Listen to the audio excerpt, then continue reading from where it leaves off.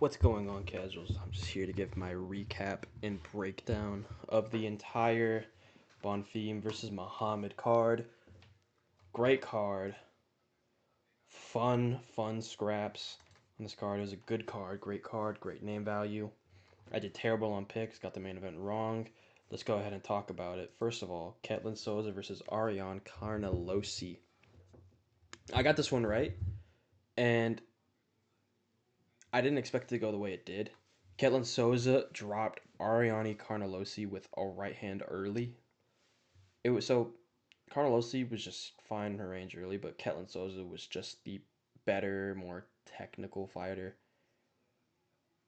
Uh, Bombed her with a right hand, swung up a head kick, and landed a follow up shot and just put her out. She looked really good on point. Her timing looked good. Just looked like the better striker. Carnelosi has like the physical genetic build, but just not the best like build. Just not the best like I guess she's not built for fighting. She's built for being built, not built for fighting. Ketlin Souza looked good, looked sharp, got that fighting energy. Uh, Looked faster, just definitely looked more technical. Just waited to find her shot, found it quick, and put her out with a fucking head kick. Beautiful head kick. Next up, Jace Chavez versus Eunice Dubin. This fight didn't feel as close as it says. I don't think it was a split decision. I thought Jace Chavez clearly won 2 rounds. I can't remember which round it was, but she got a round where she was just maintaining top position the entire time. And the first round, I thought she clearly outstruck Eunice Dubin. Uh, I was expecting more from this fight, given how these two usually fight. Very kill or be killed, but Jace Chavez looked good. She looked impressive. Definitely better striker, more technical on the feet. So pretty good, pretty good. Nothing much to really say about this fight. Jace Chavez looked good. She looked well rounded. She has some game. She could be a good women's fighter for flyweight. I think especially if you could give her someone who could challenge her in both the grappling and the striking and make it a scrap like Sofia Montenegro did on the Contender Series, and it's like, okay, now we got something here.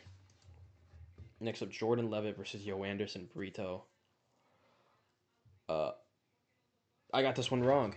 I thought Levitt was gonna go in there because I saw Jordan Levitt go in there and with Kurt Holloway just fucking suplex him and anaconda him immediately. I saw him just grab Yadier Del Val and take him down with ease. Um, and I saw Yoanderson Brito get ragdolled by Pat Sabatini and get taken down by Isaac Thompson. Isaac Thompson, whatever his fucking name is. I was thinking, okay, Jordan Levitt's got that like weird awkward strength. I think he's gonna ragdoll Yoanderson Brito, and I think it's gonna be a boring smudge fest. Brito looked good. He looked improved with his takedown defense. He was maintaining his balance very well, sprawling hard. He looked good. He looked strong, and eventually Jordan Levitt shot for a bad takedown, and he found his way in on a guillotine. He found his way. He got his head stuck in a guillotine, and Yoanderson Brito. Actually, it was a ninja choke. Yoanderson Brito just snuck in the ninja choke, and he's done it before. He's got a good front choke. His front choke series are good. You can't sleep on him with that. You know, he's big, he's physical, he looks back, and I'm excited to see what's next for Anderson Brito. I'm excited for another Anderson Brito fight soon. Uh, he doesn't fight too often just because of his physicality and his size. Let me see how often he fights. Anderson Brito. I think in 2025 he fought like 3 times or something like that. Or not 2025, 2024? No. He fights usually like twice a year, so we probably get one more fight out of him this year. But you know what? He's looked really good. He looked really good. And is a very well rounded fighter. You know, 8 KOs, 8 TKOs, or 8 KOs, 8 submissions. So yeah. Next up, Priscilla Cachoeira versus Chelsea Chandler.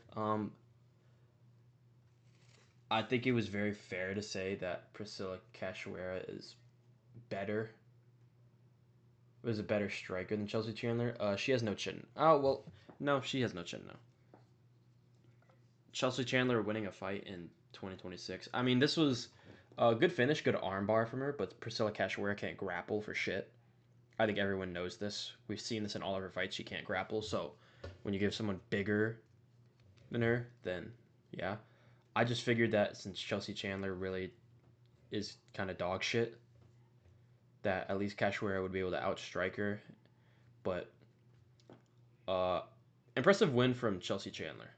You know, good win, better than most of her wins. So she's back in the win column. She stays a career. Good job.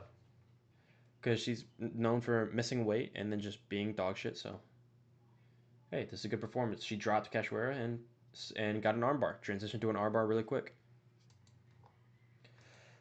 Bruno Silva and Edgar Chairez. This was a shocker to me. Edgar Chairez cleanly pieces up Bruno Silva, times him with a nasty uppercut, and jumps on the rear naked. Very impressive stuff. Very, very impressive stuff.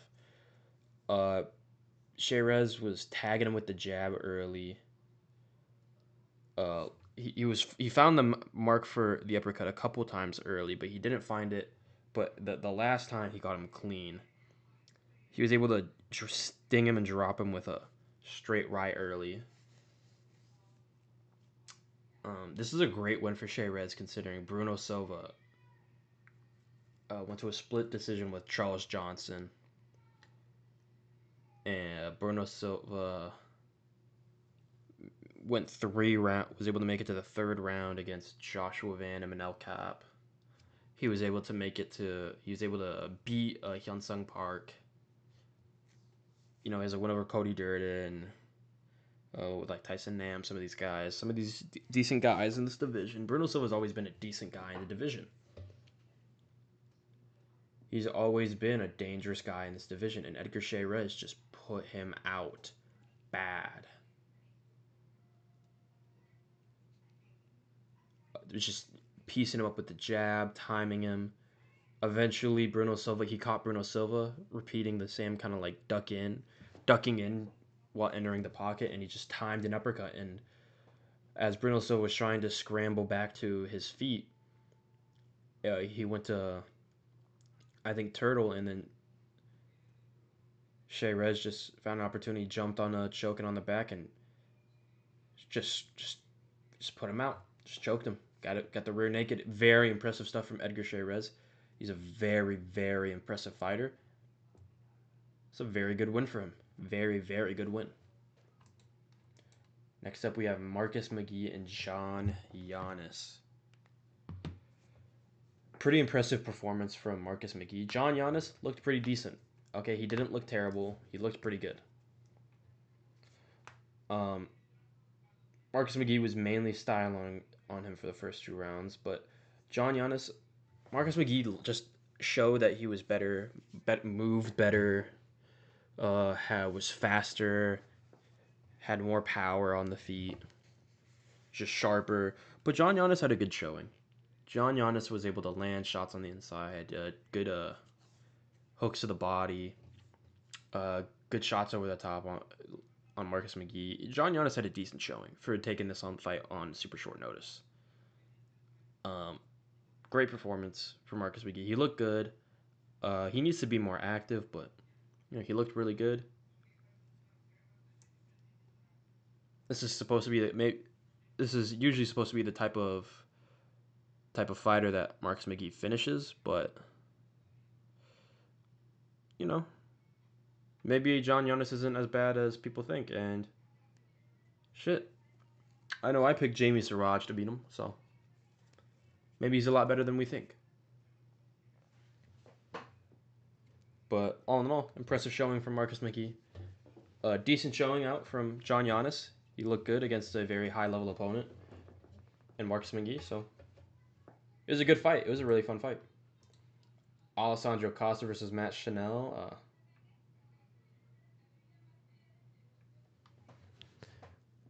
What did we really expect here?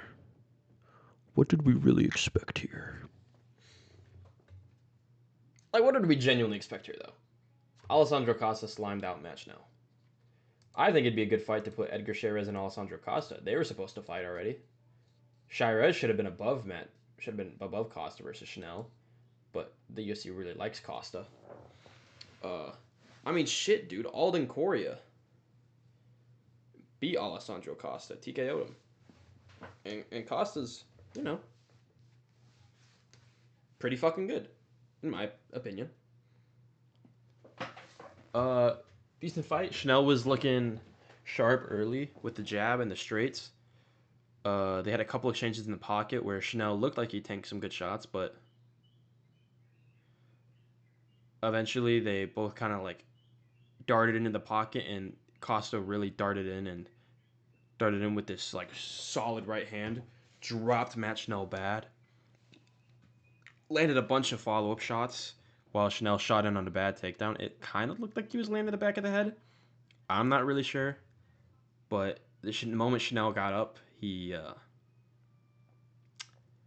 uh he protested the stoppage. He wasn't out. He didn't look out cold like he usually goes. Steve Erceg, more power than Costa, confirmed. If you put Steve Erceg against Stuart Nickel, he would have knocked him out. No, I think it's confirmed now. I think it's confirmed. Uh, I want to say this: Edgar Chairez deserves a fight with Steve Erceg more than Ramazan Temirov now. That's confirmed.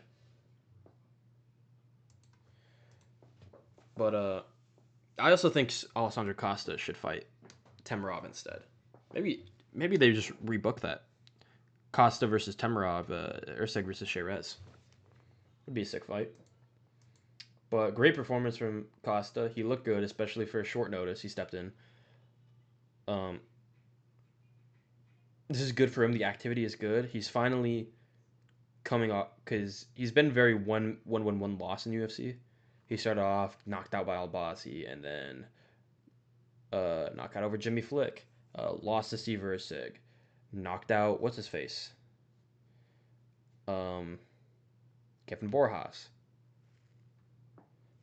finished by Alden Correa, knocked out Stuart Nickel, kind of beating bottom of the barrel guys. But now, Borjas is probably his best win. Borjas is actually decent, I would say. But now he's beat match. But now he's coming up back to back wins. And even though it's Stuart Nickel and it's Matt Schnell, it's better than he. It's something. It's a win streak now. Something where we can kind of look at stepping him up. And he's been looking better recently. More solid on the feet. Better head movement. Better shot selection. So I'm excited to see what's next for him. He's great for flyweight. I like him. He's a really good fighter. Moving on to the main card, Iwo Baranuski versus Junior Tafa. Fucking Junior Tafa, dude.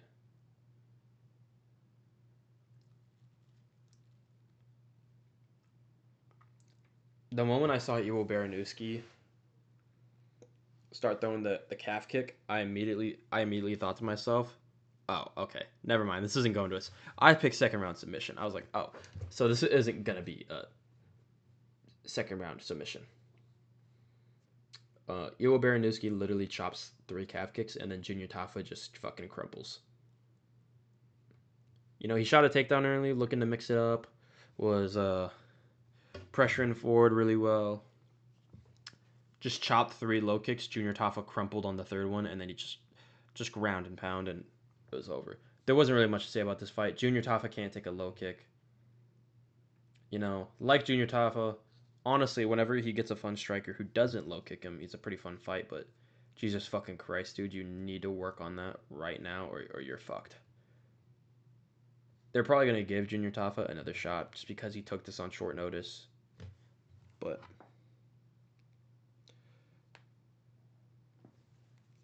unless he makes a change, it's over for him.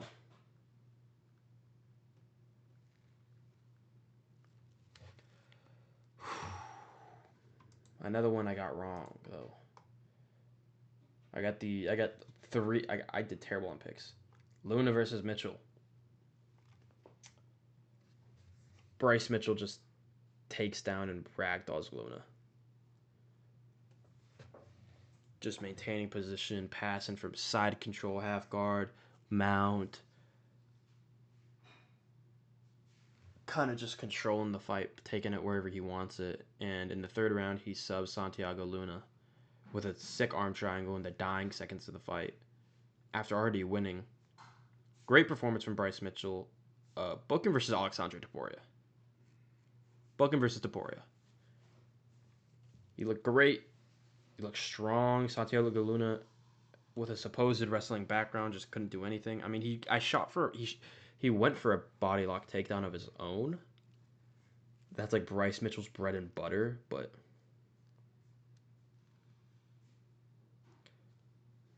Bryce Mitchell, vintage Bryce Mitchell performance. Goes out there, ragdoll Santiago Luna, and subs him. Great shit. Great stuff from Bryce Mitchell. We love to see it from Bryce Mitchell. You love to see it from Bryce Mitchell. He's a name. He's got value. He's exciting. People like him. Well, it was a boring performance, but people like to watch him. And I like Bryce Mitchell. I'm not gonna act like it wasn't. It was the most fun to watch, but shit, Bryce Mitchell, you're entertaining. You can talk on the mic. You can cut a promo. You can build a fight.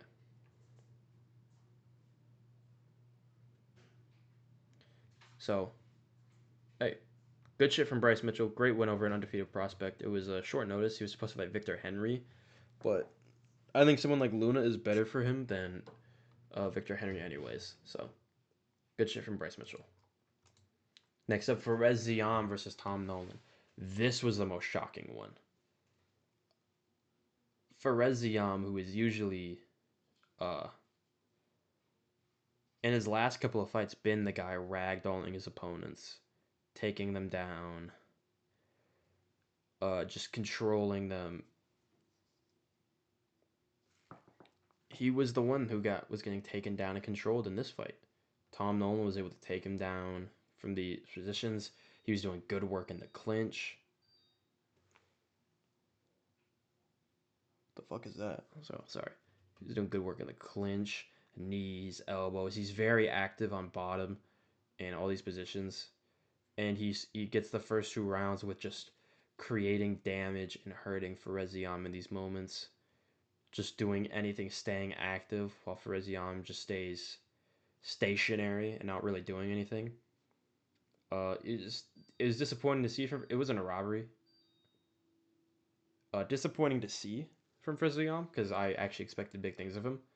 But hey, Tom Nolan, another good Aussie fighter.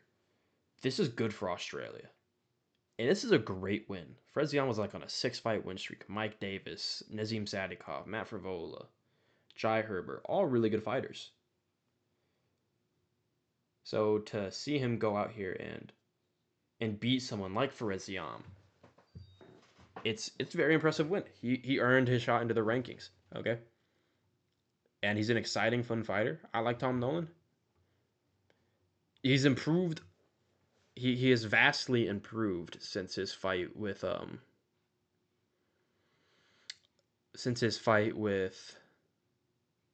what's it called? Nicholas Moto, where he got knocked out in the first round. I remember when he was a big prospect coming in then. And he fought Bogdan Grad in the Contender Series. He's improved a lot since then. I'm really excited to see what goes on, where he goes next. Him and Cool and Saul killed, great for the division, good for the Australian market. Let's see what happens next. I'd say you could probably book him against who would be a fun fighter? Him and Quillen are both on 5-fight win streaks. Who could you book him up against next? We have detected unusual activity to this page. Shut the fuck up, UFC. I look up UFC and I see why did De Ritter quit? That's really fucking funny. Why did De Ritter quit? No, that's not lightweight. This is lightweight. You could do Tom Nolan versus. Cool and Solid Kid's probably gonna get Mateus Gamrot. Tom Nolan versus. Maybe Tom Nolan versus Moicano. Nolan versus Moicano would be a good one. Do Nolan versus Moicano, and then Sol Killed versus what's his face? Sol Killed versus Gamrot. That'd be good. Next up, Brendan Allen versus Edmund Shablazian. Honestly, really competitive fight. I gave the first round to Shablazian. I thought he started stinging Allen with these sick shots. Uh, really doing well, maintaining range with the jab. But rounds 2 and 3, it seemed Allen just was able to put on the pressure, and it seemed like he was able to just put on the pressure and just kind of have Shabazian, pushed back, break, wear him down, slow him down, just break him in these moments. Really was pushing him back. Uh, I think a lot of people shit on the shit on it because Shabazian, yeah, he was unranked, and uh, everyone knows him for like, oh, he lost to Gerald Meerschaert and that, but that was prime Gerald Meerschaert. That was the end of the Gerald Meerschaert prime. Not only that, but Shabazian is actually really good though.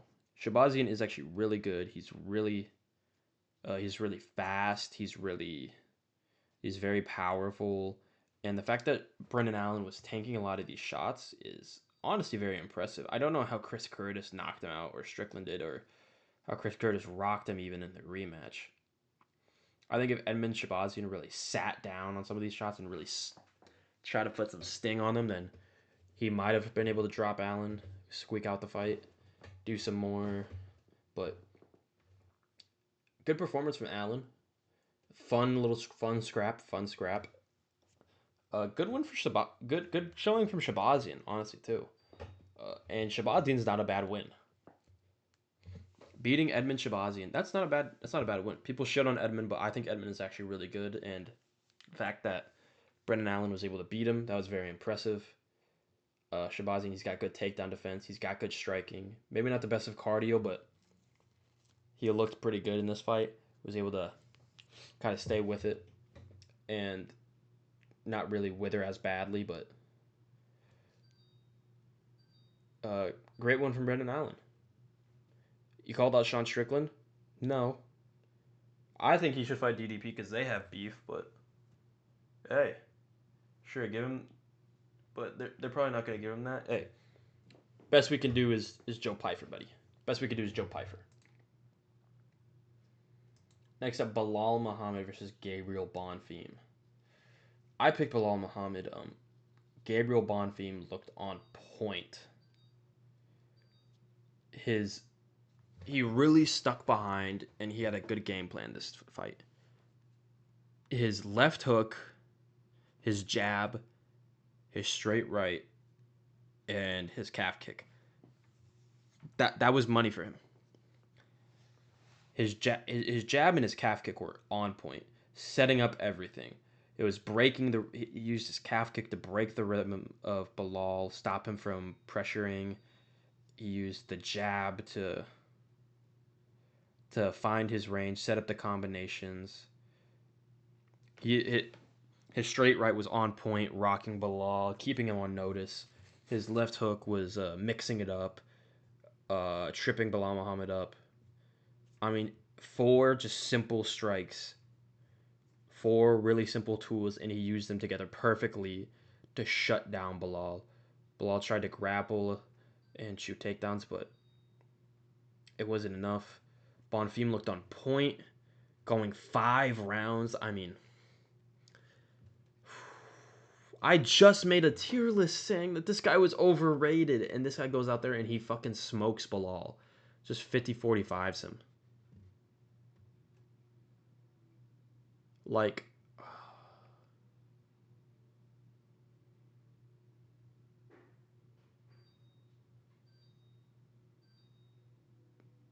Like, damn. I thought this guy was overrated. Because he got outpaced by Nicholas Dalby, who broke him. Wonder Boy was taking him into deep waters. Angelusa had a competitive fight with him. But he just goes out there and he smokes Bilal Muhammad. I mean, he's super fast and athletic. He's super fast with his hands. I think he's at this point 20. He's 20-1. He's definitely top 5 worthy. I think if you had him rematch Nicholas Dalby, I think he'd beat him. He looked sharp. He looked on point. He mixed together his tools together effectively to just shut down Bilal and keep him the fight where he wanted it. Bilal couldn't pressure, couldn't get going.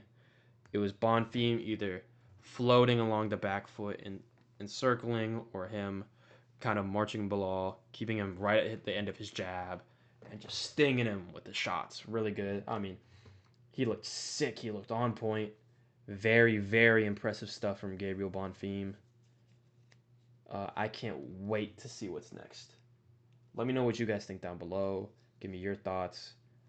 And I'll see y'all later. Peace. I will be breaking down the White House card, of course.